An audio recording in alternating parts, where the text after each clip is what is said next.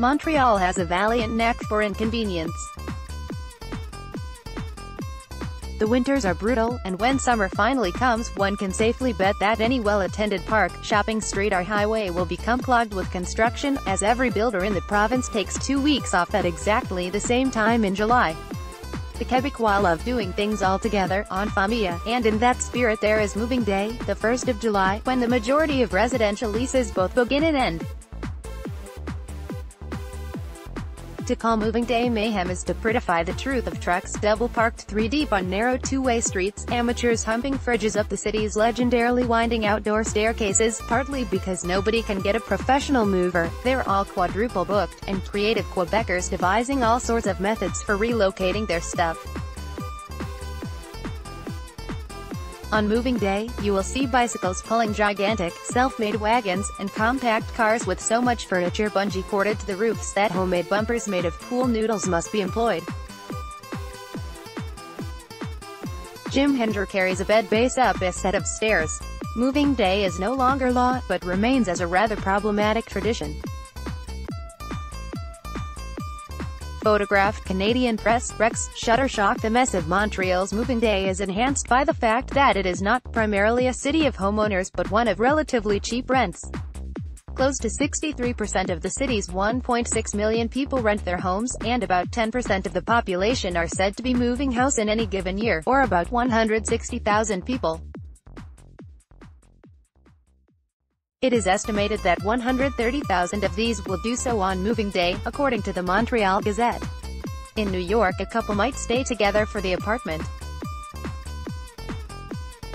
In Montreal you have the opposite syndrome. Prasun Lala, a technology researcher at McGill University and the École de Technologie Supérieure, argues that Montreal's well-stocked rental market is to blame for the puzzling persistence of Moving Day.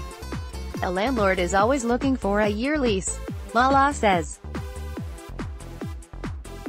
So if everyone is always moving at the same time, landlords have a better market and the chances of having months where an apartment is empty are less. If you find a place on an off month, say, January, most Montreal landlords will make you sign a lease that takes you to July, and then sign another one, beginning on the 1st of July. Like so many aspects of Quebecois culture, including well-loved songs, recipes and turns of phrase long forgotten in France, Moving Day has its roots in the province's colonial past. In 17th and 18th century Quebec, there was a fixed date, the 1st of May, for many legal agreements.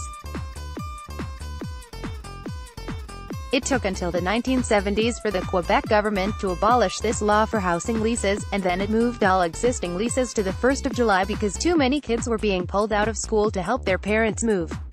Since 1973, then, Moving Day has not been law, but rather a tradition, a problematic idea that refuses to peter out.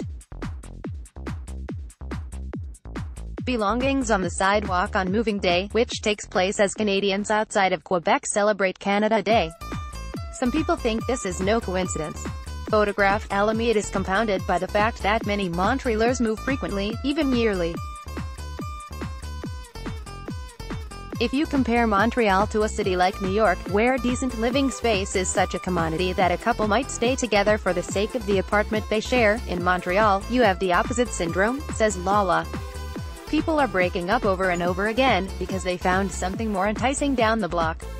Christian Gravener, a local journalist, historian and author of Montreal, 375 Tales of Eating, Drinking, Living and Loving,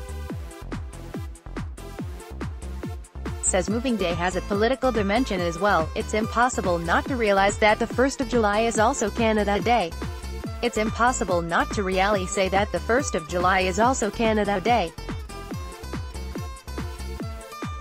It's punching English Canada in the eye. Christian Gravener. In the rest of Canada, the 1st of July is popularly known as Canada's birthday, a federal statutory holiday, formerly named Dominion Day, replete with fireworks, parades, street parties and a scary percentage of Canadians wearing red maple leaf branded baseball caps with built-in beer can holders and umbilical drinking straws.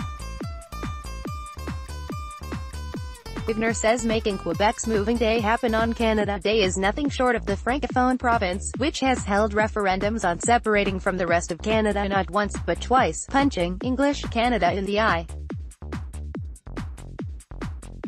Especially, he adds, when you also consider that Quebec has really intensely enshrined its own national holiday, La Fête Nationale, the 24th of June, only about a week before Canada Day. Derek Colley, of removals firm de management Mayette, moves a load by bike. Professional movers in Montreal are nearly impossible to book at this time of year. Photographed Canadian Press, Rex, Shutterstock, but even with all moving days inconveniences, it's easy to find Quebecers who say they wouldn't change a thing about it. There's a very popular concept in Quebec, says Gravener, described by this word centrator, something like neighbors helping neighbors out. People here take pride in it. Lala says he has helped friends on moving day at least a dozen times, because they've all helped me more than a dozen times. He agrees that moving day is a community-building activity, like barn raising.